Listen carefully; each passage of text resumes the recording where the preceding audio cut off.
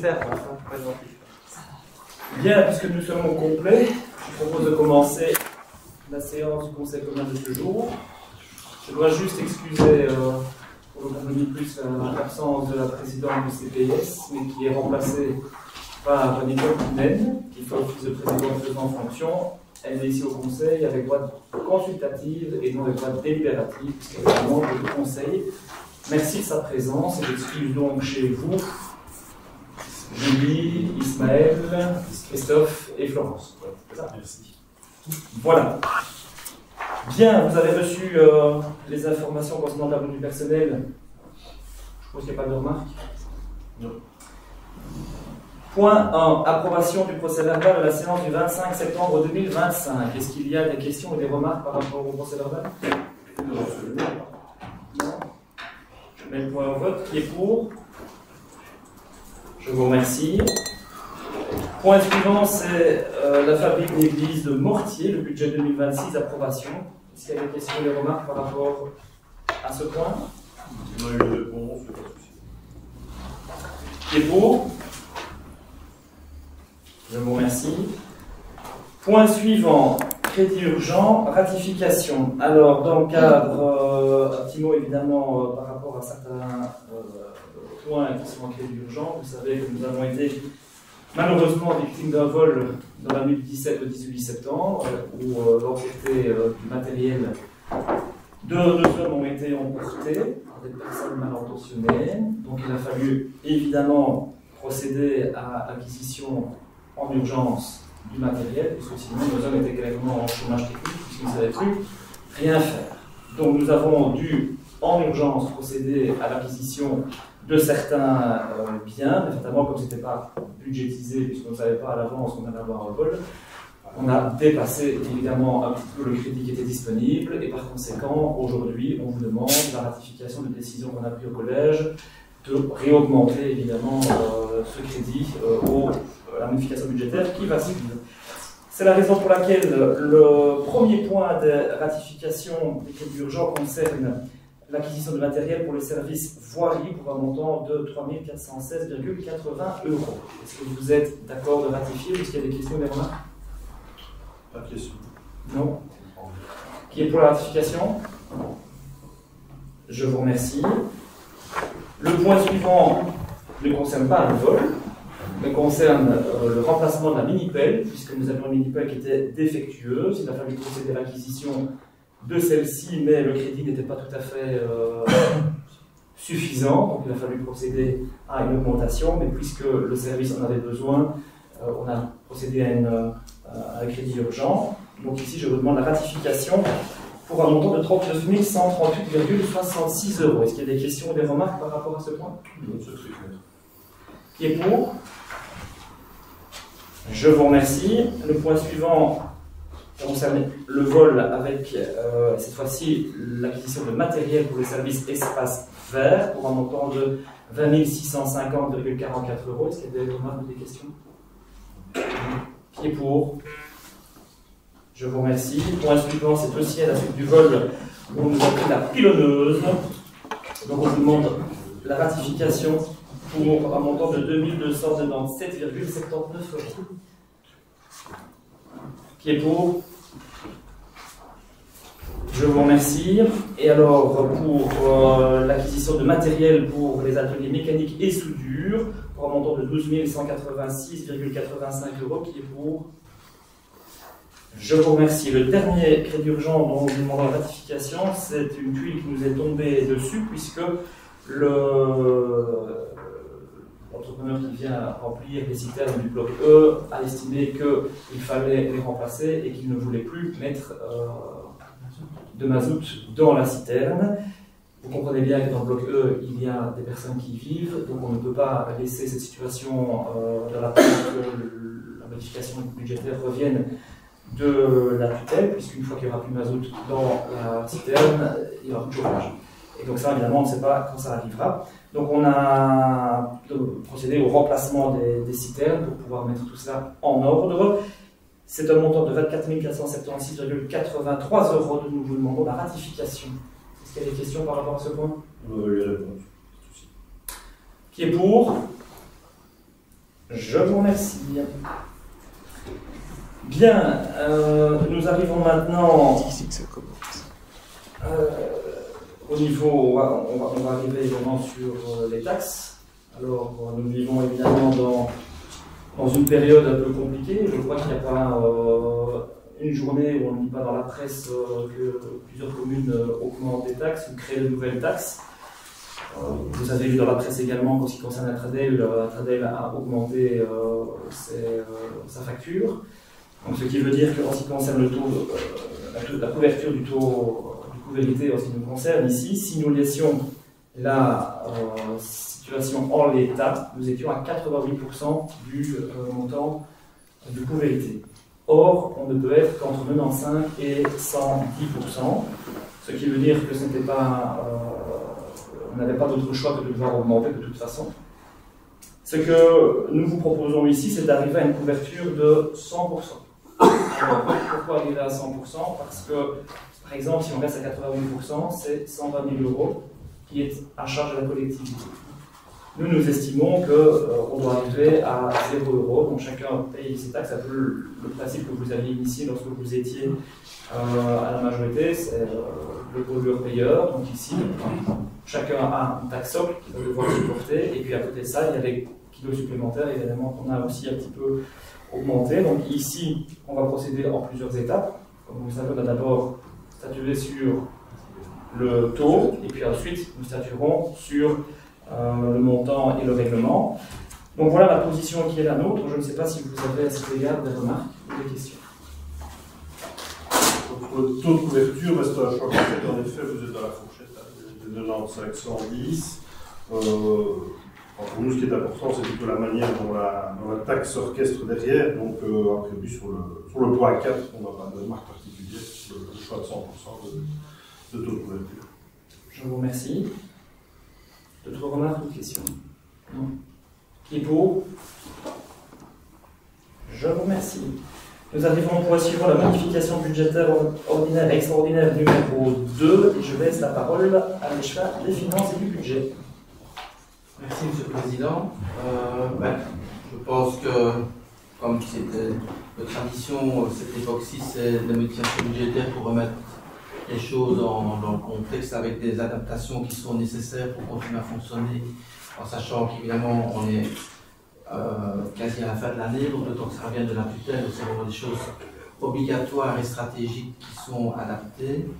Par rapport à ça, évidemment, on peut voir que les recettes au niveau des PP ont quand même diminué de 204 336 €.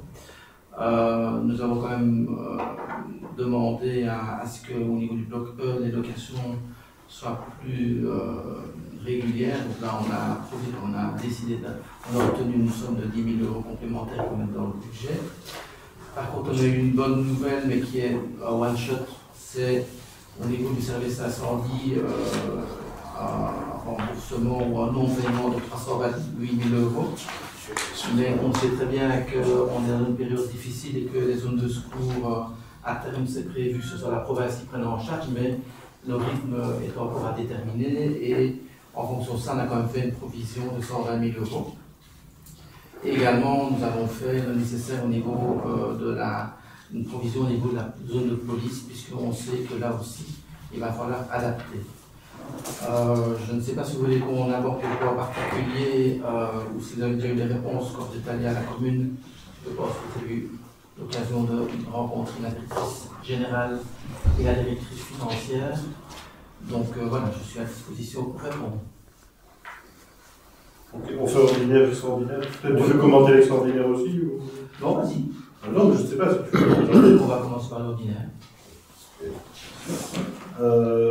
Donc dans cette MB numéro 2 ordinaire, tout d'abord on constate les ajustements classiques de fin d'année pour coller au plus juste à ce qui sera nécessaire pour finir l'année.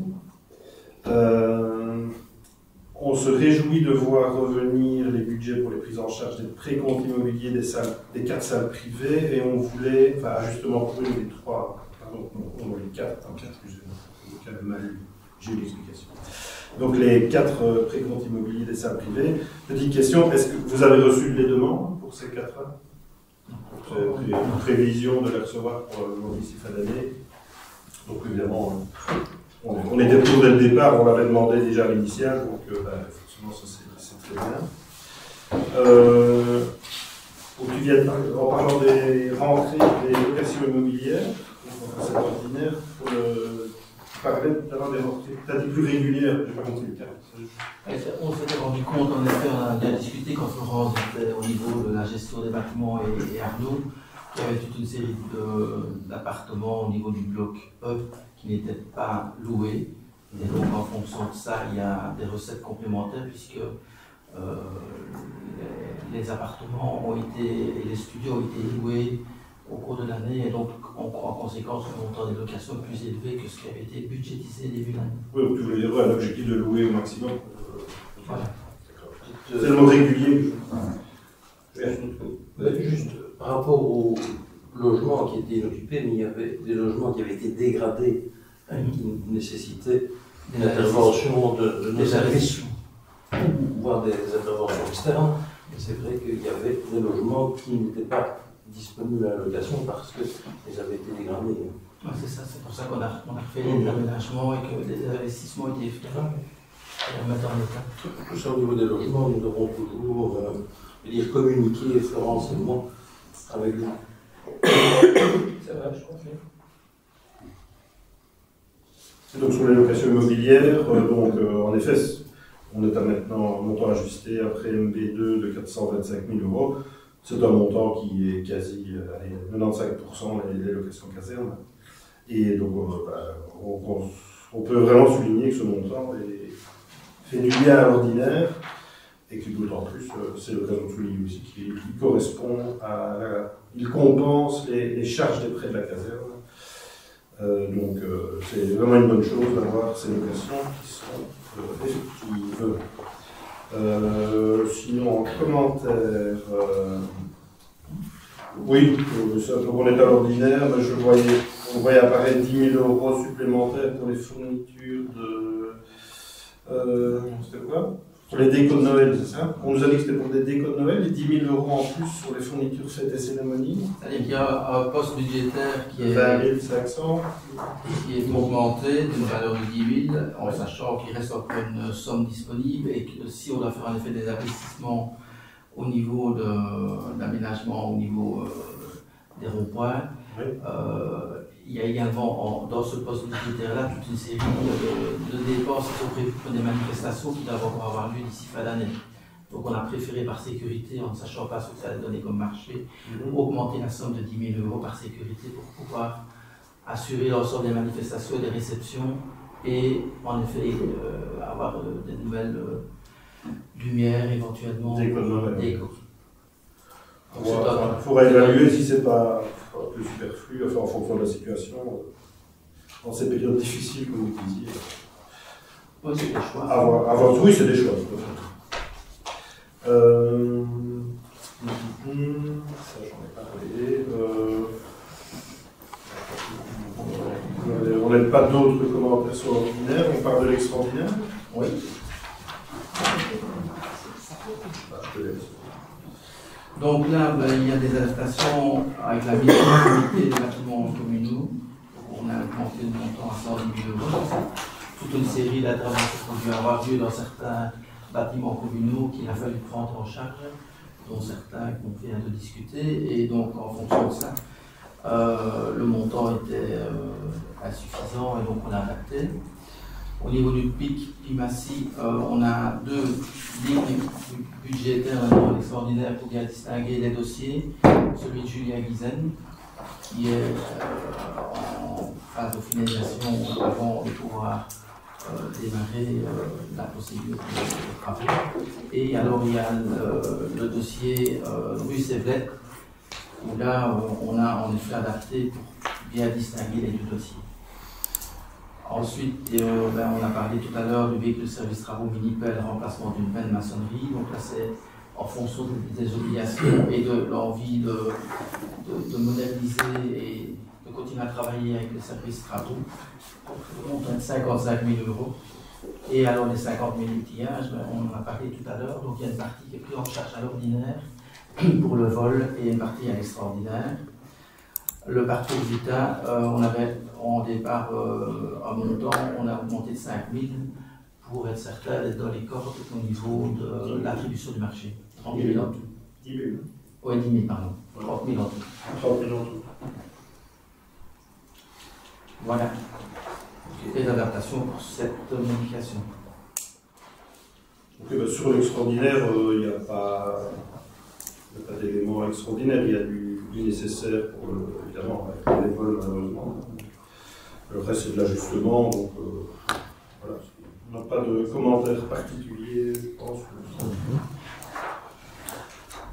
Donc voilà, donc par rapport à l'ordinaire, on avait voté contre l'ordinaire la fois dernière. Bon, ici on voit qu'il y a quand même des postes qu'on avait demandé qui reviennent. Il y a de l'ajustement pour les services, etc. Donc on va s'abstenir sur l'ordinaire et sur l'extraordinaire, on va s'abstenir comme on l'avait déjà fait sur le précédent. Il n'y a pas de nouveauté. Merci. Ok. Donc, du coup, qui est pour la modification budgétaire ordinaire numéro 2 de 2025? Qui est contre? Qui est pour la modification budgétaire extraordinaire numéro 2 de 2025? Qui est contre? Je vous remercie. Bien, alors, ici, là, on rentre maintenant dans les taxes et les montants des taxes. Vous verrez qu'il y a deux parties. La première partie, c'est la taxe annuelle pour l'année 2026. Et l'autre partie, c'est les taxes et redevances pour l'ensemble de la législature. Concernant la taxe de 2026, à savoir la taxe sur la collecte et le traitement des déchets ménagers et assimilés, je l'ai dit tout à l'heure en parlant du montant du coût vérité, on a reçu donc la facture d'Atradel qui augmente significativement les dépenses, et si nous n'augmentons évidemment pas la taxe socle, nous sommes tout à fait à perte dans le cadre de ce poste pour les deniers communaux, raison pour laquelle la politique du collège a été d'agir de façon horizontale, à la fois sur la taxe socle, donc on va l'augmenter de 7 €, et les déchets individuels, les kilos supplémentaires, qui vont eux également augmenter aussi. La volonté n'a pas été d'augmenter d'office les kilos supplémentaires et de ne pas toucher la taxe socle, parce que si on augmentait les kilos supplémentaires, ça allait faire grimper drastiquement le montant de la taxe et des coûts supplémentaires, sachant que quasiment presque 70%, voire 75% de la population doit de toute façon à un moment donné repayer des kilos supplémentaires. Et donc on a estimé qu'il fallait être le plus juste possible en touchant un peu à tous les niveaux. Je crois que vous n'aurez pas cette année une seule commune qui ne demandera pas sa taxe déchets. Et je pense que ça, peu importe la couleur qui est à la majorité, c'est la responsabilité du pouvoir en place de devoir à un moment donné augmenter pour les deniers communaux. Donc c'est le choix que nous avons fait.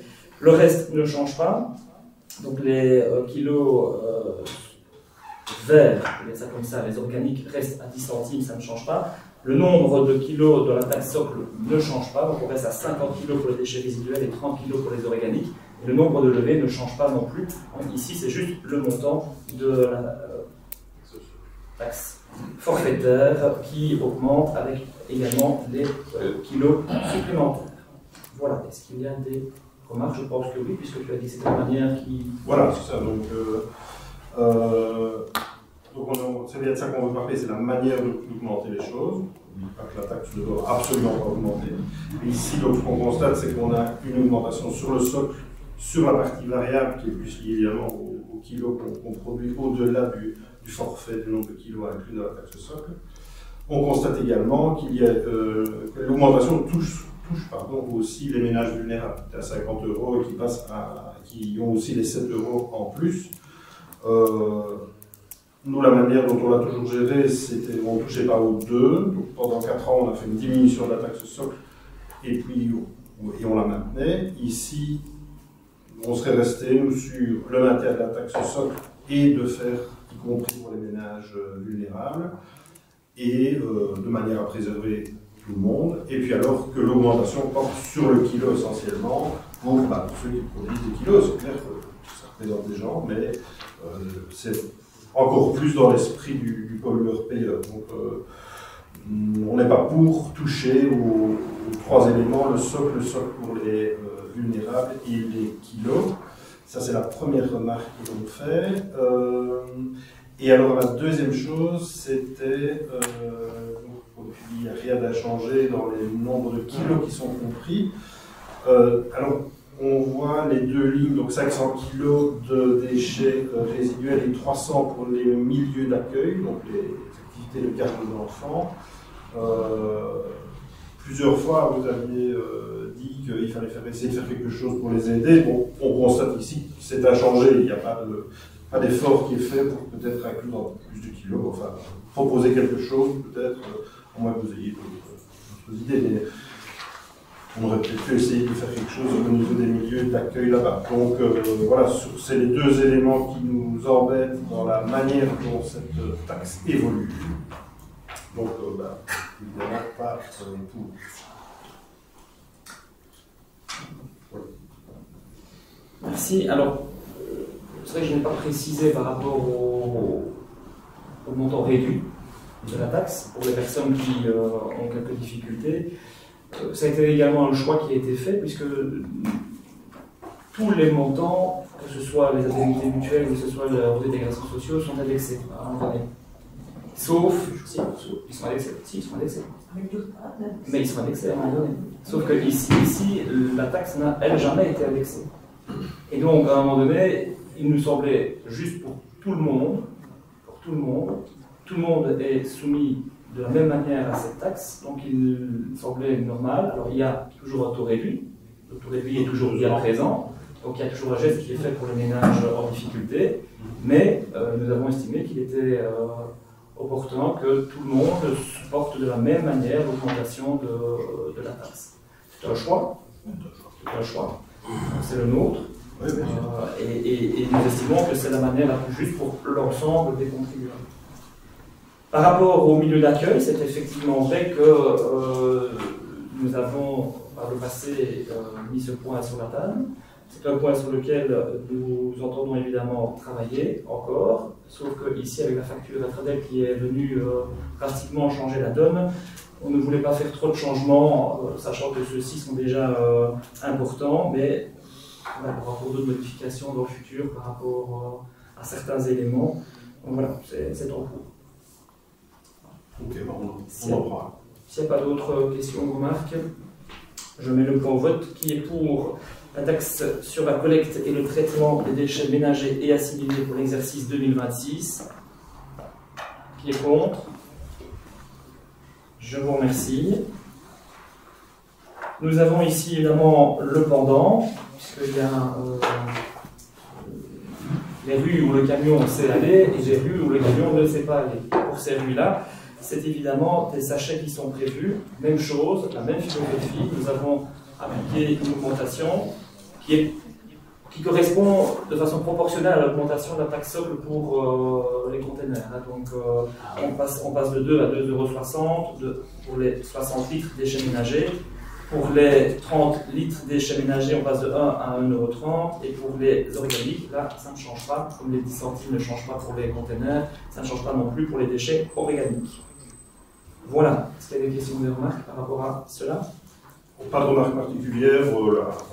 L'orientation sera la même aussi par similitude, comme tu l'as dit, avec le point précédent. Qui est pour la taxe sur le service minimum de gestion des déchets via des sacs poubelles payants pour l'exercice 2026. Qui est contre? Je vous remercie. Alors maintenant, nous allons amorcer toute une série de taxes. Alors, on va théoriquement les voter qu'une seule fois pour la législature, sauf modification significative. Nous avons pris le postulat que ces montants n'ont pas été indexés depuis 6 ans, puisque la dernière fois qu'ils ont été votés, c'était en 2019, après les élections de 2018. Il y a certains montants qui devaient évidemment être indexés. D'autres, nous avons fait le choix de ne pas y toucher. Donc il y en a où les montants restent tout à fait identiques. Et puis, il y a aussi certaines taxes où là, comme vous l'avez certainement lu dans notre déclaration de politique communale, il y a des taxes incitatives. Donc, par exemple, pour tout ce qui est urbanisme, notamment, là, on a augmenté un peu plus les taxes, notamment pour la régularisation, parce que la régularisation, c'est le fait accompli, la politique du fait accompli. Et donc, nous estimons qu'il faut taxer plus durement, oui, ceux qui sont en infraction, donc c'est pour ça que nous avons également monté un peu plus fort ce montant. Pour le reste, je pense que vous les avez passés en revue. Je ne sais pas si vous avez des questions particulières sur une taxe ou l'autre. Peut-être ajouter que nous avons par contre envisagé la création de 2 redevances complémentaires. Je pense qu'il faut à un moment donné, et ça c'est ce qui nous avait été dit lors de Municipalia, qu'il faut que le pouvoir public puisse se réinventer, en tout cas en matière de fiscalité. Donc nous avons fait le choix de prendre 2 redevances supplémentaires qui n'existaient pas avant. La première concerne, que je l'ai sous les yeux, l'installation de dispositifs nécessaires à la réalisation de travaux sur la voie publique. Donc nous estimons qu'à partir du moment où on utilise la voie publique, eh bien, il doit y avoir une contrepartie.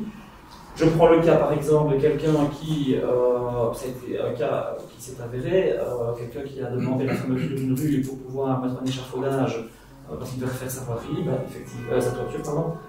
Donc voilà, là à un moment donné, on occupe l'espace public et donc il y aura une petite redevance à payer. Et il y a également une autre redevance qui voit le jour, c'est l'installation de dispositifs sur la voie publique de manière temporaire ou permanente. Dans le cadre de travaux, certaines personnes prennent des conteneurs et les disposent devant chez eux pour faire les travaux. Ça gêne évidemment la circulation, il y a un arrêté à faire, il y a toute une machine derrière qu'il faut mettre en voie pour la sécurité de tous. Et puis, il y en a qui déposent des conteneurs pour y faire du stockage de façon permanente. Et donc, à cet égard, on a estimé qu'il fallait mettre une redevance qui est calculée sur base d'un montant qui est dans la délibération que vous avez sous les yeux. Alors, en réunion de majorité, mardi, lorsqu'on a examiné l'ensemble de ces éléments, certains membres de chez nous ont fait savoir ont posé la question par rapport aux jeunesses de village, en disant est-ce que cette redevance va pouvoir s'appliquer pour les fêtes de village. Et donc, lorsqu'on en a reparlé, on a estimé qu'il fallait peut-être être plus précis. Et donc, c'est pour ça que vous avez une nouvelle délibération sur la table. Nous avons indiqué une exonération. L'exonération concerne non seulement les fêtes de village, mais également les manifestations, les fêtes qui sont organisées sur la voie publique, qui ne sont pas dans le cadre des fêtes de village, mais qui auraient été librement autorisées par le collège communal. Je pense notamment à la route du Cléquet ou à des balades gourmands qui peuvent s'organiser par-ci par-là.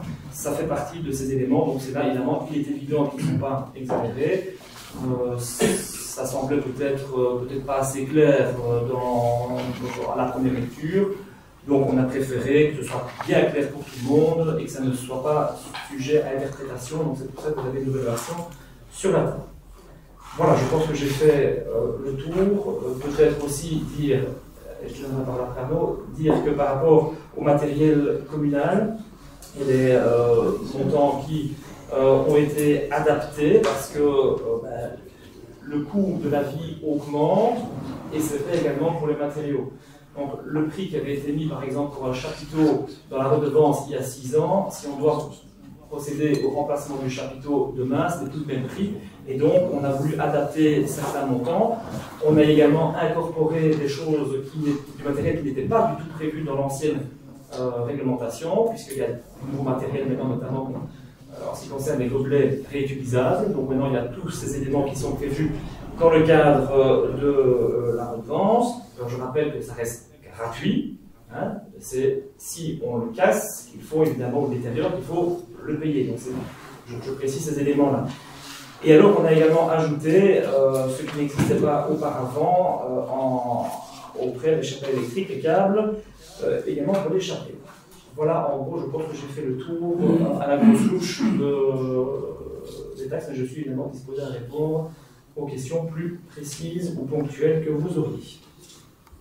Christophe, je pense que Arnaud, tu voulais me dire quelque chose? On parle à ce moment-là. Tu parlais des associations locales qui étaient autorisées par le collège. Les fêtes de quartier, par exemple, sont concernés par cette taxe ou pas? Ben, justement, c'est les gens qui font. Ils font des blocages. Non, mais l'agence communale relative à l'installation du dispositif sur la voie publique, puisque tu précises que pour les jeunesses, etc., Oui. sont exonérés, Oui. sont visés bien évidemment l'aval et l'autorisation du collège, Oui. mais les fêtes de quartier qui se passent sur le public. Mais quand je vise par exemple les jeunesses, je pense par exemple à certaines jeunesses qui utilisent un conteneur pour pouvoir y mettre leurs poubelles par exemple. Et ça évidemment ça rentre dans ce qui pourrait être potentiellement du stockage, même si ce n'est pas le cas. Donc c'est pour ça qu'on les exonère et c'est bien mis noir sur blanc. Les comités de quartier n'ont pas de grands conteneurs ou n'ont pas à un moment donné de baraques pour faire du stockage. Donc pour moi, ça ne rentre pas dans cette redevance. D'autant plus qu'il est prévu que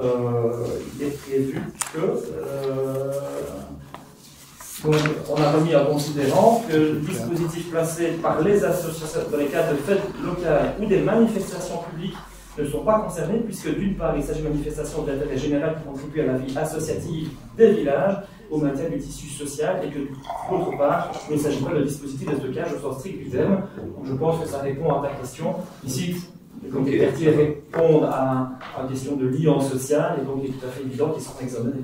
Merci pour cette précision. Les comités de quartier rentrent dans la définition d'association?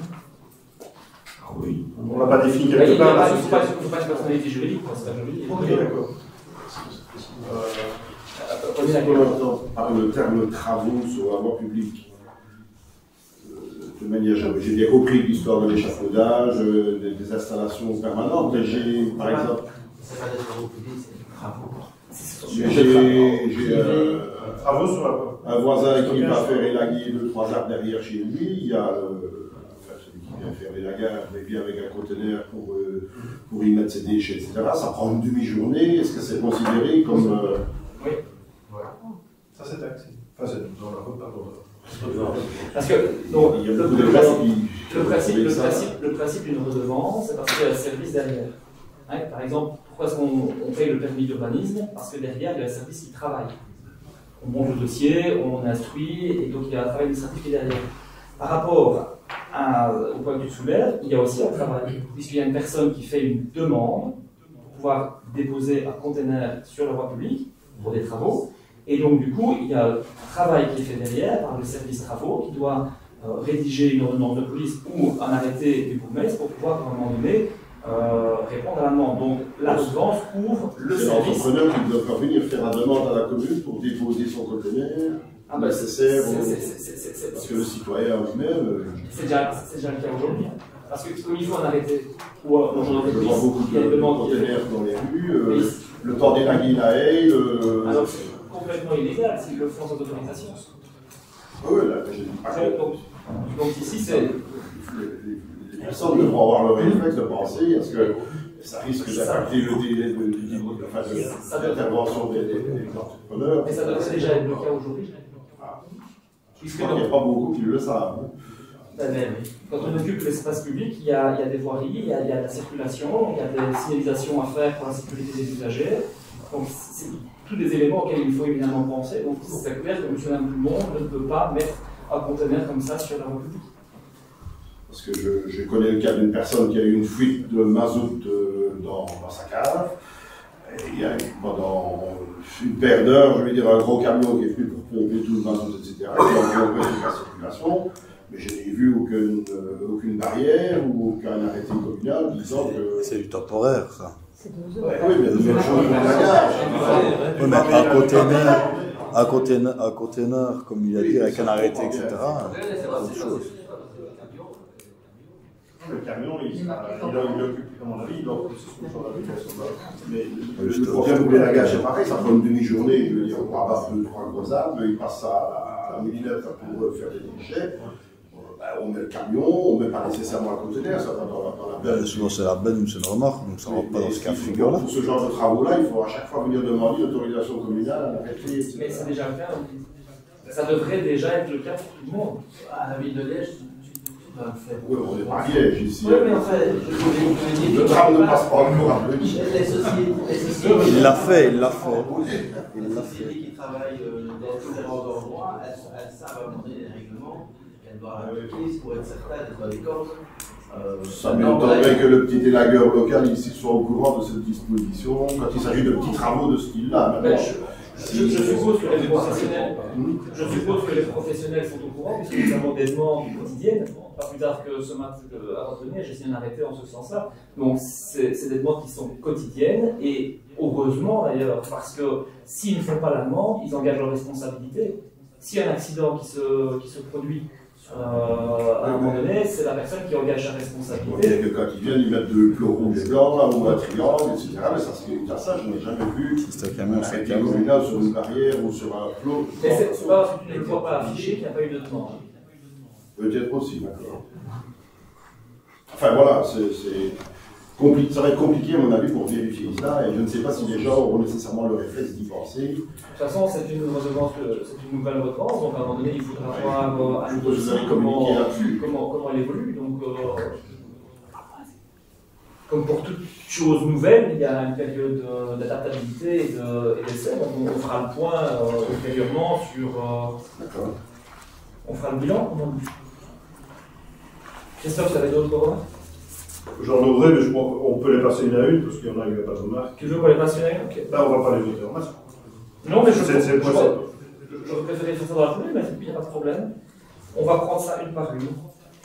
Alors, taxe communale sur les inhumations. Oui, c'est bien, je sais là. Sur les inhumations, dispersion des cendres et mise en columbarium. Qui est pour? Je vous remercie. Taxe communale indirecte sur la distribution gratuite à domicile d'écrits publicitaires non adressés. Qui est pour? Je vous remercie. Taxe communale sur la force motrice. Petite remarque par rapport à ça, elle reste inchangée. Pourquoi? Parce que, comme vous le savez, on a désigné YTEC pour pouvoir faire le tour de la commune et valoriser cette taxe au mieux. On nous annonce, avec contact que les gens eu avec fin novembre, un rapport. Donc, on a préféré ne pas y toucher dans l'attente de voir ce que cette taxe valorisé par YTEC pourrait apporter. Voilà. Et ce rapport, il est dans quel sens? Positif ou négatif?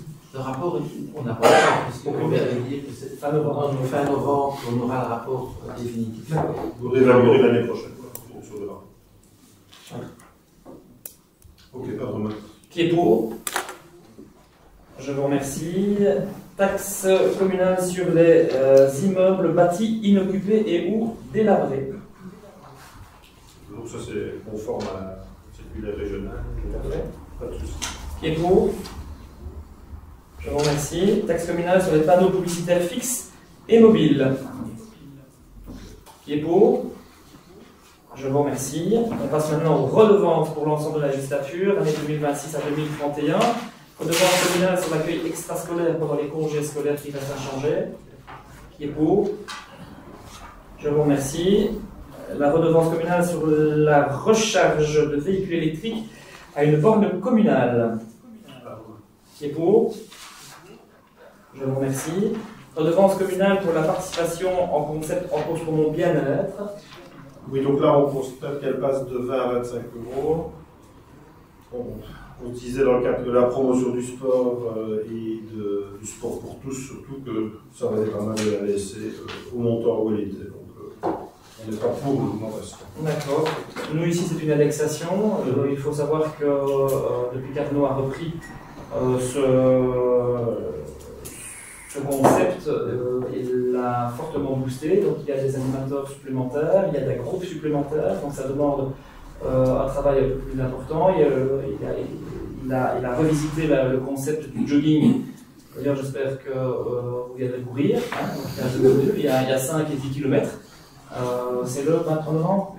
Le 23 novembre. 23 novembre. Donc, La participation a l'air de...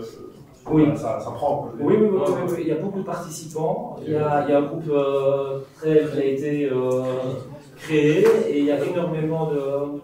Il y a beaucoup de Donc participants, c'est bien, il y a ah oui, ça va faire augmenter le beaucoup chiffre. plus de rentrées, même si on n'augmente pas, entre guillemets. Oui, mais il y a un travail qui est derrière et qui est conséquent aussi. Proportionnel au nombre Oui, mais de rentrées. le travail augmente à proportion également. C'est vrai pour la santé.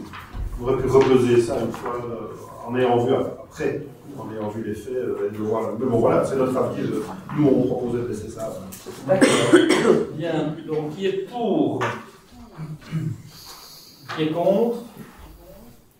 Merci. La redevance communale pour le prêt de matériel et pour le remplacement de matériel détérioré, ça j'en ai parlé tout à l'heure. Est-ce qu'il y a des remarques? Alors, sur le coût du matériel détérioré, ben, on comprend que ça suit le coût de la vie populaire. Donc, voilà, qui casse paye, on va dire comme ça. Par contre, donc, principalement, on constate l'augmentation de la redevance sur les chapiteaux et les chalets, qui sont les deux éléments probablement les mieux en premier en tout cas. Ça va vraiment dans le soutien aux associations qui en ont beaucoup besoin. Et le transport, oui, par contre. Le transport qui passe de 20 € à 30 € aussi. Donc ces éléments-là ne nous paraissaient pas opportuns d'être augmentés ci, donc on n'est pas pour ça. Et on avait aussi les chapelles. Oui, c'est ça. On aurait peut-être pu imaginer plutôt, puisqu'on a des locations aussi de matériel qui se font en dehors de la commune, imaginer peut-être un tarif nettement plus élevé quand on traitait des chapiteaux et des chalets dans les communes voisines, etc. Comme ça se fait assez régulièrement aussi, pour plutôt utiliser ça pour l'augmentation et de préserver nos associations et nos communautés locales. Donc on n'est pas pour l'augmentation sur la forme en tout cas où elle est proposée ici.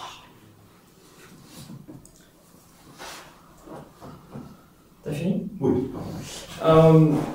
Par rapport au matériel qui se prête en dehors de la commune, on a voté le règlement, je crois que c'était le mois passé, et on a mis noir sur blanc qu'on ne prêtait pas en dehors de la commune. Alors il y a, sauf dérogation express du collège. Les dérogations, souvent, ça concerne des communes qui demandent. La commune de Dalem demande des Berenata parce qu'on n'en a pas assez. Là, on ne fait même pas payer, puisque c'est la clause de réciprocité qui s'applique, puisque de temps en temps, nous aussi, on a peut-être besoin de matériel pour compléter si on est en insuffisance. Donc, cet élément-là n'est pas pertinent, d'autant plus que je ne suis pas certain, la tutelle aurait accepté qu'on fasse des tarifs différenciés. Donc cet élément-là ne sera pas retenu. Pour le reste, oui, effectivement, les chapiteaux augmentent. Si vous avez lu attentivement la Gazette, on a expliqué que les finances étaient telles et qu'on devrait prendre des mesures qui ne seraient certainement peut-être pas populaires. Et donc, nous prenons des mesures. Ici, c'est une mesure d'indexation. Donc, c'est pas non plus comme si c'était pas payant du jour au lendemain et qu'on faisait augmenter un tarif. Non, ici, c'est une indexation qui suit l'évolution du coût de la vie, qui est à un moment donné liée aussi au fait que les chapiteaux, pardon, pas les chapiteaux, mais les chapiteaux et les chalets, ils sont utilisés fréquemment, ils vieillissent, il y a la vétusté, et donc tout ça doit être compensé à un moment donné. On vous a mis le prix d'un chalet et d'un chapiteau, donc ce n'est pas rien, donc tout ça évidemment ça s'entretient, et donc ça fait partie de l'entretien des chapiteaux. Hein, donc si on veut fournir à un moment donné un service de qualité aux associations, il faut que le matériel soit également qualitatif, et le montant que nous réclamons aujourd'hui, l'indexation, va participer à l'entretien de ce matériel, parce qu'on va devoir aussi procéder au remplacement d'un certain nombre de chaises, de bancs et d'autres matériaux qui n'ont jamais été remplacés ces dernières années. Ça, c'est un manque de respect pour les associations. Or, ici, quand on prête du matériel, on veut que ce soit du matériel de qualité pour les événements, pour qu'il soit qualitatif. Et donc, tout ça, ça a un coût et ça fait partie, malheureusement, de l'indexation que nous demandons. Voilà. Ok, ben donc, on entend le champ politique. Tout à fait. Ça reste quand même de toute façon très démocratique quand on compare. Si on devait louer à un moment donné un chapiteau, une société de chapiteaux, à ce prix-là, ou un chalet. Ça vient quand même un peu en porte-à-faux avec votre politique de vouloir aider et soutenir les associations. Parce que la plupart des locations se font par des associations. Nous savons tous que les associations ont des difficultés financières. 65 énormément.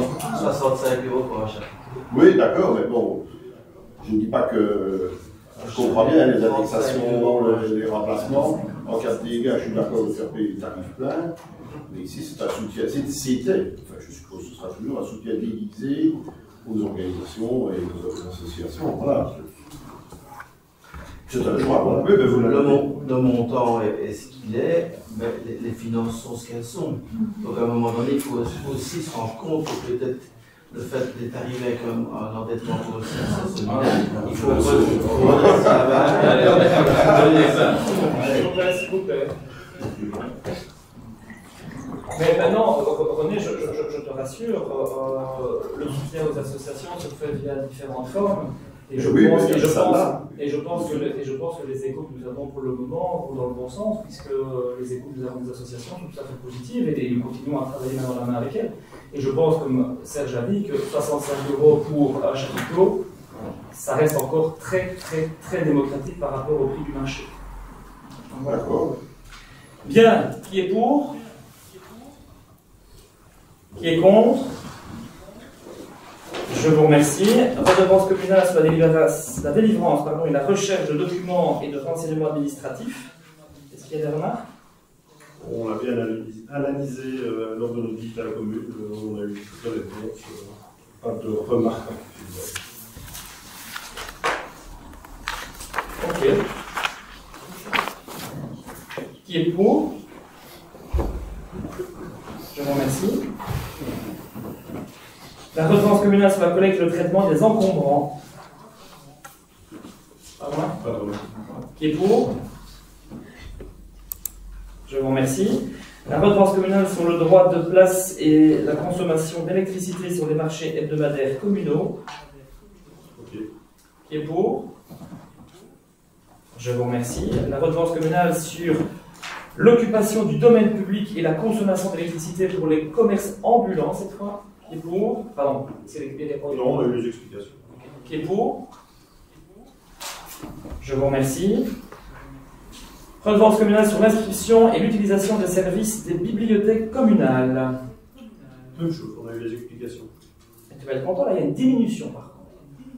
Parce qu'on passe de 6 à 2 € pour le remplacement des cartes d'inscription égarées, volées et détruites. Tu vois, il n'y a pas que des Mais on augmentations. l'applique à tout. Mais Mais il n'y a pas que des augmentations, il faut aussi relever le positif. Hein. est-ce que j'ai dit quelque chose? C'est pour ça qu'on va dire Les deux masques. On aimerait bien que tu le dises. Je sais pas. ça coule dessous. Qui est pour? Je vous remercie. La redevance communale pour l'octroi de concessions de sépulture dans les cimetières communaux. On a compris que c'était un ajustement demandé par la tutelle. Pas trop le choix. Qui est pour? Je vous remercie. La redevance communale sur les exhumations de confort d'urnes cinéraires exécutées par la commune. Qui est pour? Je vous remercie. Redevance communale relative à l'installation de dispositifs nécessaires à la réalisation de travaux sur la voie publique. Là, on a eu l'occasion d'avoir des échanges. Justement, plusieurs groupes se sont manifestés. Globalement, donc c'est une nouvelle redevance. On a quand même du mal à voir comment ça va être contrôlé et appliqué. Je reviens sur le fait qu'on précise bien que ça s'applique à des choses dûment autorisées par le collège communal. Or, comme René le mentionnait, il y a inévitablement des événements qui se produisent dans certains travaux qui se produisent, qui peut-être se font en dehors des clous, puisqu'ils sont censés faire l'objet d'une demande, mais en réalité, tel que c'est rédigé, ça veut dire que si la personne le fait et elle ne se fait pas passer, en plus elle n'aura même pas la redevance à payer, puisque ce ne sera pas quelque chose du... Je pense que ça va être très compliqué à contrôler, à mettre en application, nous le pensons plutôt. Et donc, dans cette forme-là, et en tant que nouvelle taxe, on n'est pas pour cette taxe. Cette redevance, pardon. Moi, j'ai déjà répondu, donc je ne veux pas refaire le débat. Par contre, je pense que la directrice générale m'a mentionné tout à l'heure que tu avais émis éventuellement une remarque quant à son libellé. Oui. Je la trouve pertinente. Donc la remarque est de dire qu'on ne met pas sur la voie publique en fin de phrase, parce qu'on pourrait confondre travaux sur la voie publique, c'est ça qu'on disait, c'est pas voilà, donc je suis d'accord de la remonter et de la mettre pour l'installation sur la voie publique. C'est l'installation qui doit être sur la voie publique. Tout à fait. C'est bien ça la taxe. Oui, mais mais ça ne nous rend pas pour la taxe, mais... Non. Mais tu vois, pourtant j'ai essayé d'être agréable. Écoute, aucun souci, on en a discuté avec la directrice générale, on était d'accord sur la taxe. Donc, est-ce que tout le monde est d'accord sur la syntaxe? D'abord, parce que je n'en ai pas parlé au groupe. Oui. D'accord. Donc, je propose donc, sur la nouvelle syntaxe, qui serait alors la redevance communale relative à l'installation sur la voie publique de dispositifs nécessaires à la réalisation de travaux. Qui est pour? Qui est contre? Je vous remercie. Redevance communale relative à l'installation de dispositifs sur la voie publique de manière temporaire et permanente. Alors, nous avons entendu les précisions complémentaires, on en a beaucoup parlé avec la directrice générale. Je la trouve hyper large cette taxe et je trouve que son scope n'est pas très ciblé et qu'elle va être hyper soumise à l'interprétation. Moi je la trouve inapplicable. Donc on n'est pas pour, ce texte de redevance supplémentaire. Donc voilà. Alors, je te rassure, cette taxe n'a pas été pondue de notre chapeau. On s'est inspiré sur ce qui se fait dans d'autres communes. Et dans d'autres communes, ça fonctionne puisqu'elle est applicable depuis des décennies. Donc, je te rassure que c'est une taxe qui fonctionne, sinon ça fait bien longtemps qu'elle aurait disparu disparu de l'arsenal de redevances possibles. Donc, comme je l'ai dit aussi tout à l'heure, c'est une nouveauté, et comme pour toute nouveauté, il faudra qu'elle fasse ses maladies de jeunesse, et donc nous verrons bien comment nous la ferons vivre au quotidien, et si elle fonctionne, ou si elle ne fonctionne pas. Si elle ne fonctionne pas parce qu'elle ne rapporte rien, il est évident qu'on ne va pas maintenir quelque chose pour le plaisir de maintenir quelque chose. Ici, comme je l'ai dit, il faut à un moment donné qu'on se réinvente au niveau de la fiscalité. Ici, c'est une source de revenus potentielle. Donc, nous l'essayons. Si ça ne fonctionne pas, on la retirera et on aura l'humilité de dire qu'elle ne fonctionne pas. Alors, elle ne va évidemment pas vraiment s'appliquer puisque vous avez voté pour, c'est logique. Je reviens sur le cas des... Parce que j'y repense. Tu as soulevé la notion de comité de quartier. Donc vous dites que c'est couvert au niveau des associations, parce que tu disais ils mettent jamais des éléments de stockage. Quand on a parlé de cette redevance, la première chose qui m'est venue en tête, et c'était pour les jeunesses, c'était notamment les mortiers que Victor connaît très bien, le conteneur frigo qui se met en particulier devant la salle et sur une tuile d'eau. Ça, c'est dans le cadre des fêtes, c'est réglé par l'article que vous avez ajouté, c'est exonéré. Mais un comité de quartier pourrait demander une remorque frigo qui vient la veille, etc. Et là, ça s'appliquerait. À partir du moment où vous décidez de l'appliquer, est-ce que vous moduleriez pas encore différemment pour être sûr? Vous vérifiez bien que... J'ai répondu tout à l'heure en relisant. Donc vous avez la nouvelle version, je vous rappelle, vous avez la nouvelle version sur retard. C'est sur cette version-là qu'il faudra voter. Et vous avez en jaune, et je remercie la directrice générale d'avoir mis en jaune les nouveautés, vous avez un nouveau considérant qui reprend évidemment l'exonération, que j'ai lu tout à l'heure. Et pour moi, le cas que tu soulèves rentre clairement dans l'exonération. t'as considérant en début de page, et ça rentre évidemment au niveau de l'article 4. Oui, ok. D'accord. Bah, tant qu'ils sont exonérés pour déchets, et si tout le monde en est convaincu, c'est l'essentiel. Maintenant, je rappelle qu'un comité de quartier, c'est une manifestation publique, autorisée par le collège, qui fait vivre un quartier, donc ça rentre clairement dans la motivation de l'exonération telle qu'elle est prévue dans le règlement. On n'est pas dans le cadre ici d'un privé qui ferait un baptême ou une fête d'anniversaire et qui viendrait demander de mettre un appareil de stockage devant chez lui. On a déjà eu ce type de demande, ce n'est pas le même cas de figure. Oui, ici, on ne participe pas à la vie publique, on ne participe pas à la vie locale, on ne participe pas à créer du lien dans un quartier, et donc par conséquent, cela ne serait pas exonéré. En revanche, le comité de quartier qui ferait une festivité rentre clairement dans la philosophie de l'exonération. Et tout ce qui est commercial relève d'autre chose. Quand c'est un commerce qui va se faire. Oui. On en a parlé de il y a les commerçants qui l'ont, ça va. Je pense aux distributeurs de plats préparés, des trucs comme ça, c'est du stockage aussi, mais ça rentre dans le commerce. Parfois c'est sur le domaine public. Mais tu sais bien que quand une personne fait la demande, il faut faire un appel d'offres, puisque c'est sur l'espace public, il y a toute une machine derrière qui est tout à fait différente qu'un particulier qui fait une manifestation temporaire et éphémère. On n'est pas du tout dans le même cas de figure. Oui, il y a quelques éléments sur la commune qui n'ont pas fait l'objet d'appel public et où on a autorisé, je pense, au domaine public, je pense aux distributeurs de plats chez nous, ça marche sur le domaine public, mais c'est privé. C'est dans le privé chez nous. Et on a eu des demandes au début de notre prise de fonction, qui était une personne qui avait fait la demande aussi dans cette majorité, la réponse était la même, c'était non, parce que c'est le domaine public, et à ce jour, il n'existe pas de redevance de l'arsenal communal sur le service de toute façon. Juste m'assurer que c'est bien clair pour tout le monde, ça semble l'être. Bien, donc nous votons sur la nouvelle version, je le rappelle, qui est pour, qui est contre. Je vous remercie. Redevance communale pour l'indication de l'implantation de constructions nouvelles sur le territoire de la commune. Classique, marché public. Et ça reste à changer. Qui est pour? Je vous remercie. Redevance communale relative au droit d'inscription au stage organisé par la commune et son accueil. Ça reste à changer. Là-haut, oui. Non, pas de diminution. Vous avez maintes fois critiqué le coût de nos stages, mais voilà. Vous les maintenez.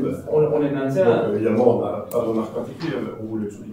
On les maintient alors qu'il y a une forte demande de notre directrice financière, notamment, qui voit la finançabilité et le fait qu'on manque. Voilà. Ils sont à perte. Bien, actuellement, il y en a bien. Mais je dis que c'est un choix politique de la maintenir alors que ces stages sont en perte. On ne gagne pas notre vie, évidemment, sur ces stages, mais c'est un choix politique que nous avons fait de ne pas les augmenter. Alors qu'aujourd'hui, il aurait fallu les indexer. Notre choix était de dire non. Oui, la fois dernière, la fois dernière, vous avez sollicité la majorité ancienne à peut-être faire un geste et à diminuer. Donc si maintenant, malgré le coût, comme vous dites, qui était le même quand nous étions là, il y a quelques mois, on sait qu'il n'y a pas de diminution. Donc finalement, le taux qu'on appliquait, ce qu'on demandait aux parents, reste le même. Donc voilà. Oui, mais le principe, c'est quand même de dire ici, c'est une revanche pour 6 ans.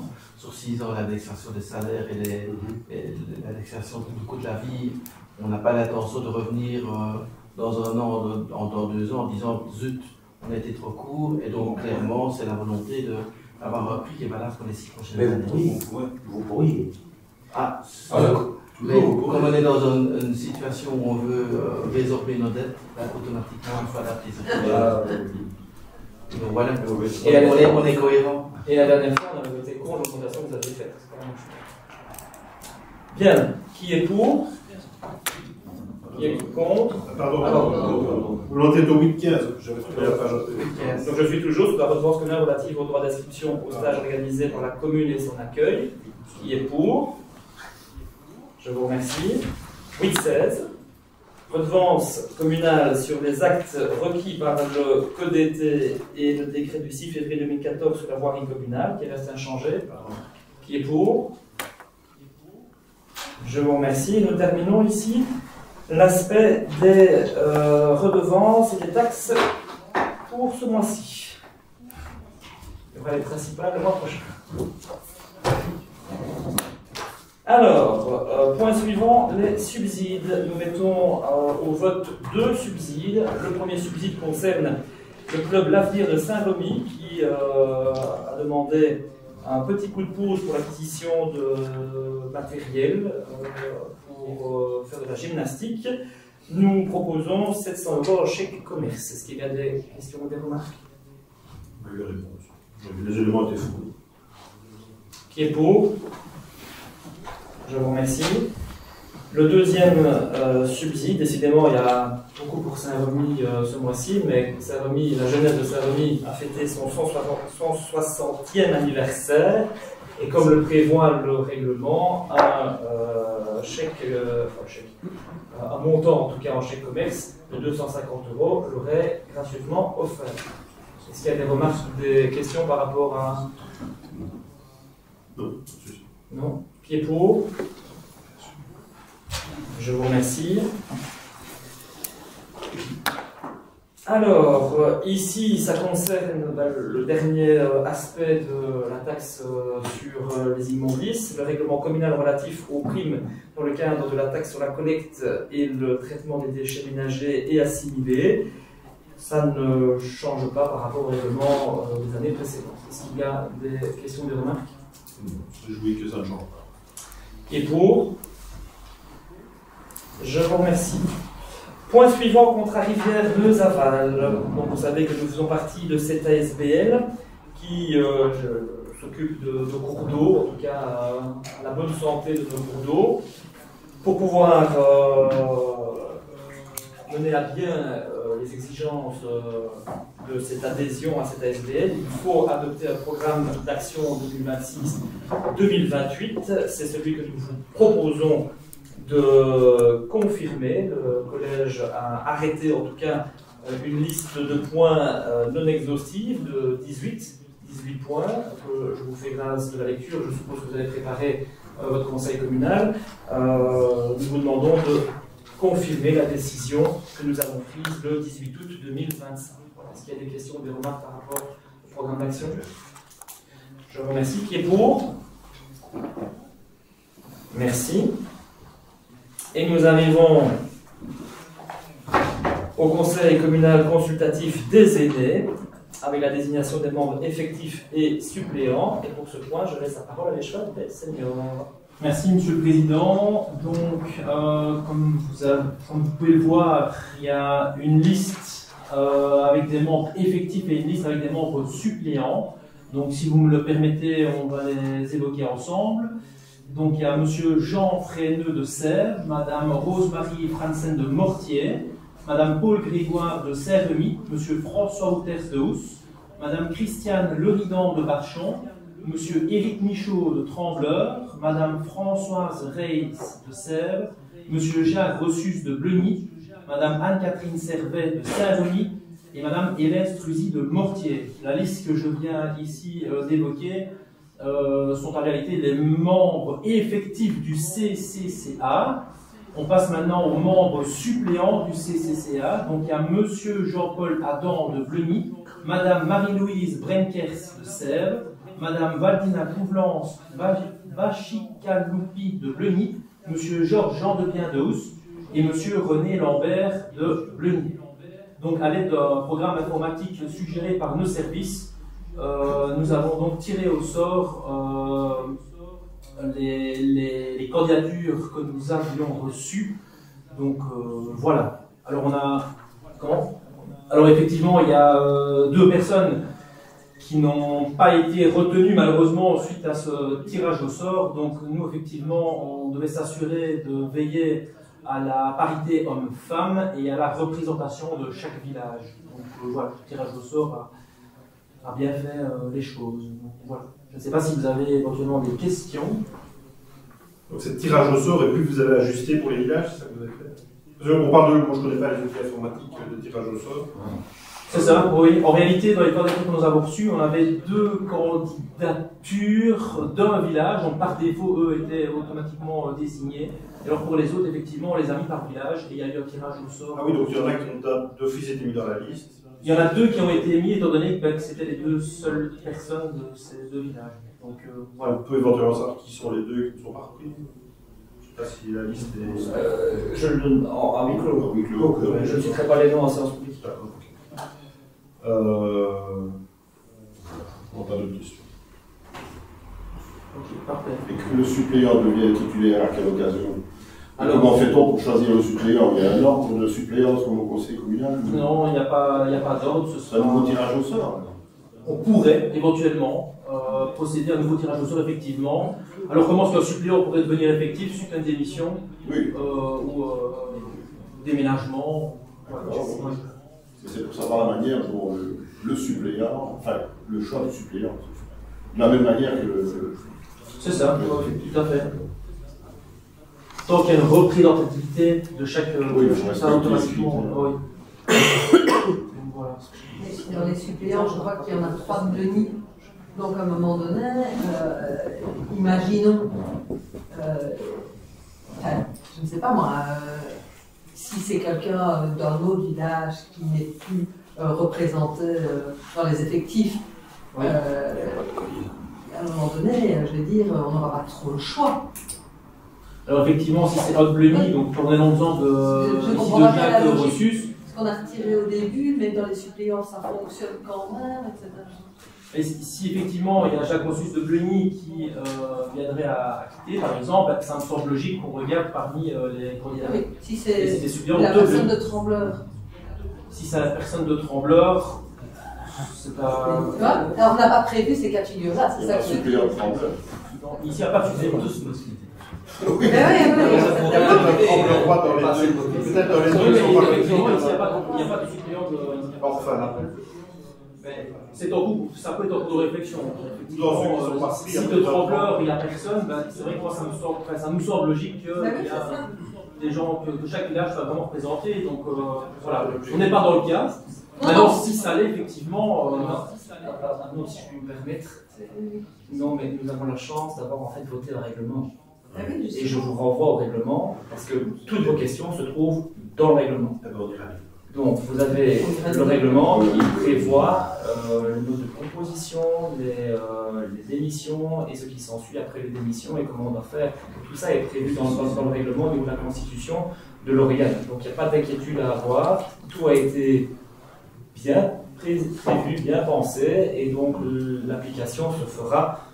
Et si jamais, pour répondre à ta question, prenons le cas, je pense, du village de Barchon, il y a eu une candidature et que cette personne vient démissionner, il est bien prévu que le collège peut prévoir des dérogations à un moment donné pour faire monter un supplément en effectif alors que le village de Barchon ne sera plus représenté. Donc tout ça est prévu dans le cadre du règlement. Mais encore une fois, comme pour les redevances, c'est la première fois que nous mettons en œuvre le conseil communal consultatif des aînés sur la commune de Bleuny et je m'en réjouis. Nous verrons maintenant la pratique qui en sera faite.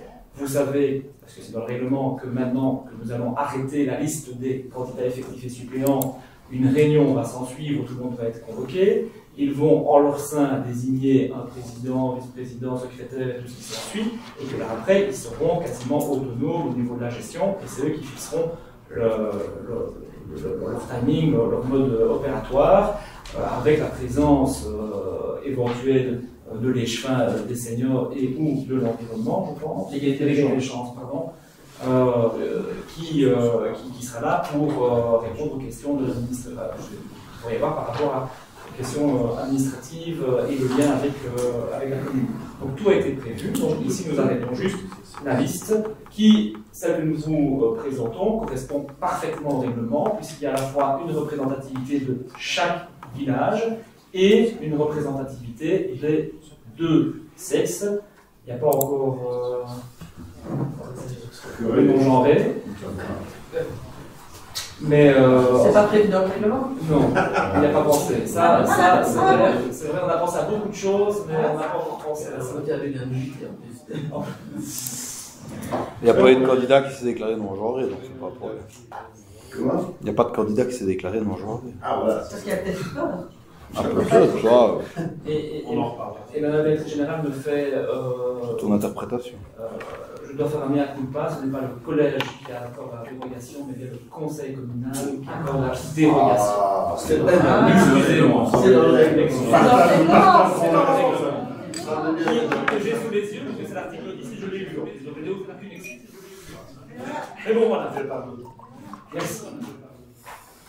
Bien, d'autres questions, d'autres remarques par rapport à ce point?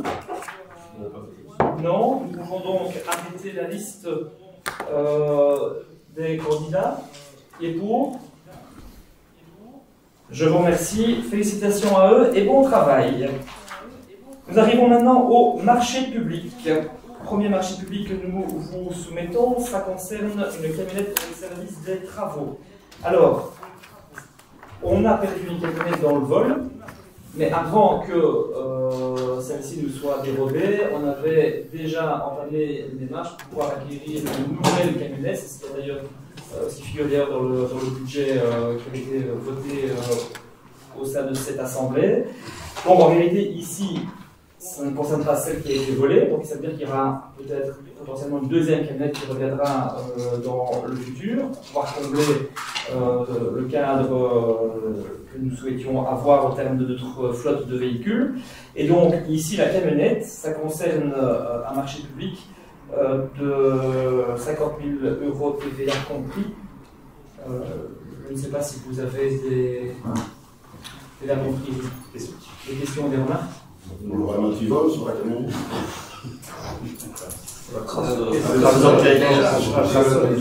Questionnement. Maintenant, il va y avoir des négociations syndicales, donc je ne vais pas m'avancer sur les concertations qu'il va avoir, mais il y a des réflexions à ce sujet, notamment pour tracer les véhicules. Non. Je parlais pas de traceur, je parlais d'antivol, tout simplement. Est-ce qu'il y a d'autres remarques? Qui est pour le marché public?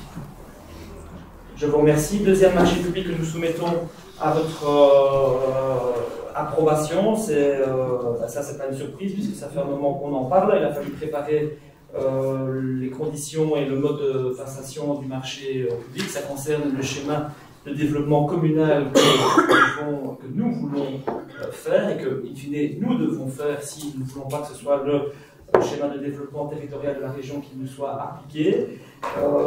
C'est un montant qui est estimé à 145 200 € TVA comprise.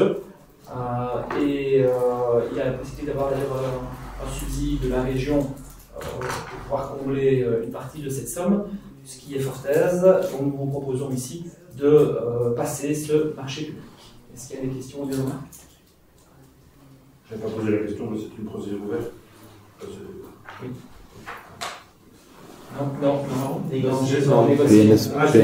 PNSPP. À négocier son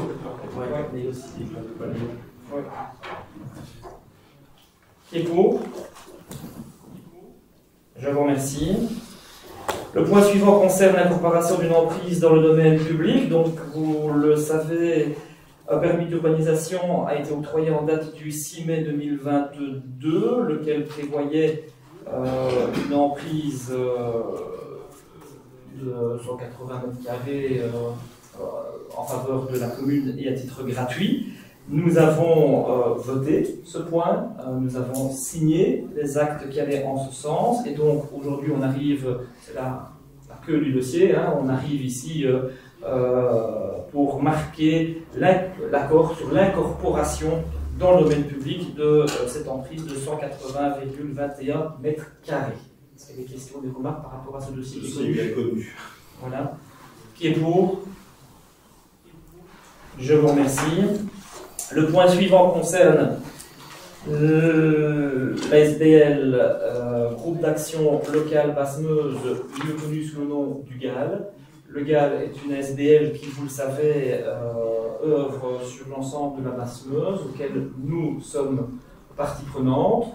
Ils sont actuellement au château de Veille, mais ils doivent quitter les locaux. Ils ont donc fait un appel à l'ensemble des communes pour voir si des communes avaient des locaux disponibles. Et nous avons la chance pour le GAL que la CFF ait décidé de partir dans un bâtiment provincial, puisqu'ils ont libéré des locaux qui se prêtent parfaitement bien à l'utilisation que le GAL veut en faire. Le GAL est venu voir les locaux, ils sont tout à fait partie prenante. Ils s'installeront chez nous à partir du mois de décembre 2025, mais ils demandent cependant la gratuité dans le temps de préparer le déménagement, le temps de faire quelques aménagements avant qu'ils n'arrivent officiellement dans les lieux. Nous ne pouvons pas au sein du collège déroger aux conditions qui ont été fixées par le conseil communal. C'est la raison pour laquelle nous fixons ce point ce jour à l'ordre du jour.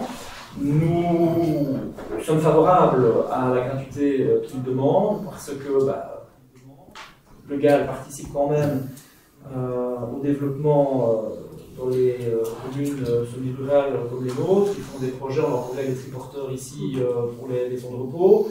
Il y a des projets qui sont en cours au niveau des chaînes d'environnement et le GAL par rapport à des dossiers en cours. Donc on voit vraiment qu'il y a une collaboration. Et donc, dans cette bonne collaboration que nous avons avec eux, nous voulons faire ce geste. Voilà, je ne sais pas si vous avez... Ah oui, et ils demandent aussi à dispenser de la garantie locative, ce que nous sommes tout à fait favorables. Je ne sais pas si vous avez des questions, des remarques par rapport à ce point. Nous sommes tout à fait favorables. D'abord heureux que le GAL vienne à Denis, favorable à la collaboration avec le GAL, évidemment qu'on soutient, et en faveur des dérogations que vous proposez, puisque c'est une forme de soutien évidemment au GAL et à ce qu'il rapporte vers le milieu aussi. Pas de souci. Tu vois, on soutient comme un peu l'associatif. Malgré les difficultés financières. J'ai dû céder. Je rajouterai quand même que par le passé, l'ancienne conseillère du groupe avait fait la remarque pour une autre SBL de venir s'installer dans les locaux de la caserne. On avait fait tout un tintamarre parce qu'on proposait aussi des choses comme pour le GAL, et c'était un scandale que la majorité de l'époque propose cela. Et donc nous sommes heureux que quelque part vous suiviez nos idées de l'époque, mais voilà, je n'en dirai pas plus. Je vous remercie. C'est gratuité totale, c'est ça? C'était gratuité totale, oui, c'était dans l'esprit quand même, parce que les grands services aussi, notamment ils vont payer, ils rendent un service, mais ils vont payer. Donc à un moment donné, je me souviens en effet des épisodes, en effet, clairement là c'était une gratuité. Ici, ce n'est pas une gratuité, c'est simplement une période transitoire pour arriver à installer le GAL dans des bonnes conditions, et donc on est très favorable. Nous sommes donc favorables au point. Allez, ce sera le mot de la fin. Je ne vais pas répondre à ce qui a été dit. Le débat avait été fait en son temps. Qui est pour? Je vous remercie. Il nous reste donc les deux ordres du jour des assemblées générales des intercommunales. Nous avons le point 16, l'intercommunale à l'IDE, qui nous demande d'approuver l'ordre du jour. Est-ce qu'il y a des questions, des remarques par rapport à cette délibération? Non. Donc, qui est pour l'approbation du point 1 inscrit à l'ordre du jour? Du point 2, du point 3, du point 4? Je vous remercie. La deuxième intercommunale concerne IMIO. Petite parenthèse par rapport à IMIO, vous vous en souvenez, pendant tout un temps, la réflexion que vous aviez initiée était de dire finalement elle ne sert peut-être pas à grand chose. Puis on a été piraté au niveau du site internet et IMIO a été à notre secours. Et aujourd'hui, nous travaillons vraiment étroitement avec IMIO, puisque c'est IMIO qui a le logiciel que nous utilisons, il y a des libres. Et il y a des services très agréables, comme la gestion du site internet notamment, qui est toujours fait par IMIO, et d'autres services qui sont tout aussi pertinents. Et donc c'est avec plaisir que nous sommes membres de cette ASBL, intercommunale, excusez-moi. Et donc je soumets, surtout s'il y a des questions, des remarques par rapport à ce point, l'ordre du jour de l'Assemblée générale, qui est pour le point 1 et le point 2. Ceci clôture donc l'ordre du jour de la séance publique. Est-ce que vous avez des questions d'actualité? Oui, quelques-unes. Je me permets de céder la parole à Arnaud. Oui, j'ai notamment deux questions, notamment sur le marché de Sèvres. Il y avait un frigo que les gens utilisaient pour stocker leurs marchandises achetées sur le marché, le temps de prendre un verre, faire fonctionner la buvette. Ce frigo a été changé. Il était dit que certains marchands avaient contacté la commune, qu'on ne savait pas qui avait fait le switch et où était passé le frigo initial. Donc ça, c'était ma première question. La deuxième question concerne la place de la Haute-Sèvre. Là aussi, il y a eu quelques émois par rapport à certains véhicules, dont un d'ailleurs, avec une très belle couleur rouge, qui est sur des pneus depuis plusieurs semaines. Sans pneus sur les blocs ou sur des pneus, parce qu'il y a des pneus qui sont en dessous du bas-caisse. Enfin, je parle de pneus. Donc là, on va dire que qu'on peut faire le collège par rapport à cela. Puisqu'il y a un véhicule, mais je crois qu'il y en a d'autres. Là, ça, c'était les deux points principaux. Et le troisième, là, cela concerne particulièrement les jeunes de l'enseignement, puisque on a eu écho cette semaine par mail notamment du CECP qui annonçait des arrêts de travail pour le 5, 6 et 7 novembre, ainsi qu'une grève dans l'enseignement le 10 novembre. Et vu les périodes de vacances, il est très difficile peut-être de contacter les directions d'école, mais je présume que tout sera mis en place pour assurer les garderies. Lors de la dernière grève, tout sera mis en place. Merci. Alors, par rapport à ta première question, le frigogate. Je vais utiliser ce terme, même si moi, je vais l'utiliser parce que je suis stupéfait de l'ampleur que cette affaire prend.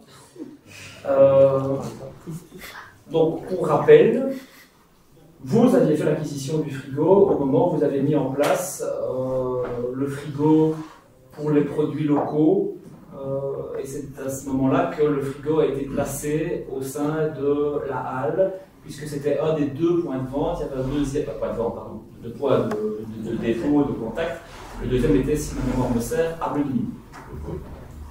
Ce frigo, malheureusement, n'a pas beaucoup été utilisé à cette fin, puisque très vite, on s'est rendu compte que ça ne fonctionnait pas, en tout cas à ce moment, mais le frigo a été laissé.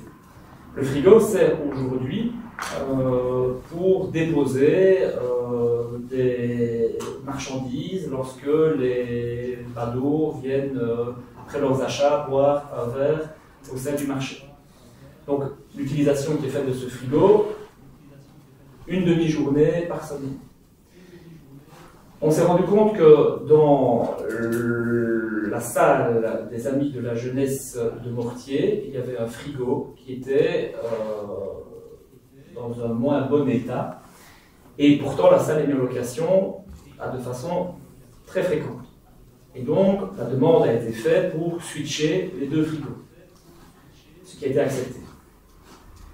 Le frigo du marché de Sèvres se trouve donc aujourd'hui dans la salle à Mortier, avec une utilisation beaucoup plus fréquente, puisque la salle est louée et utilisée assez régulièrement.